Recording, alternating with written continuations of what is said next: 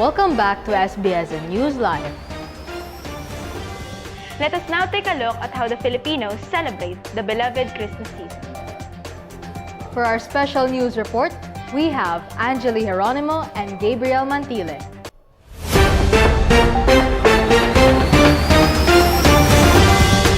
The Philippines have now approached the most beloved season of all, Christmas.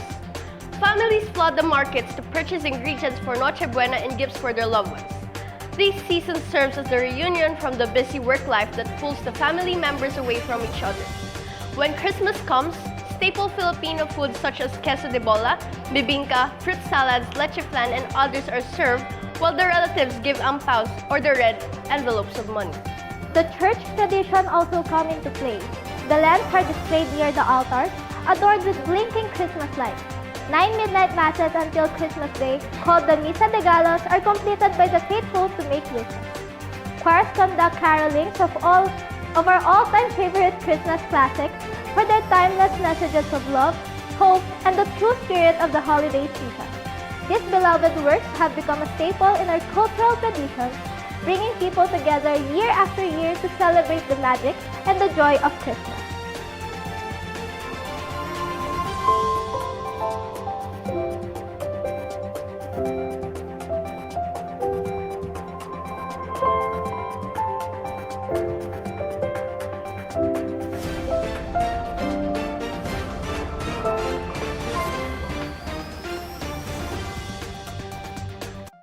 Magandang umaga po, Ginang. Paano kayo nagse-celebrate ng Pasko?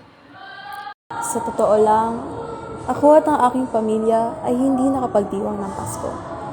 Hindi ito ang unang taon kung saan hindi kami nakapagdiwang ng Pasko. Dahil ako lang ang nagtatrabaho sa pamilyang ito. Kahit may trabaho ako, hindi pa rin ako makapaglagay ng pagkain sa mesa. Ano pa kaya ang pagkain para sa Pasko? Gusto kong humingi ng paumanhin sa aking mga anak dahil hindi ko sila mabigyan ng isang maligaya at busog na Pasko. Sana sa susunod ay mag-iba na. Hindi ko maisip kung paano pwedeng mangyari yon. Lalo na at Pasko ngayon, maraming pwedeng mangyari. Sana nga sa susunod na taon ay mabigyan ko na aking mga anak ng isang Pasko na magpapasaya sa kanila. Maraming salamat po sa pagpapaunlak, Ginang Cruz. This has been Angeli Geronimo And Gabriel Mantile, reporting for SBSN News Live.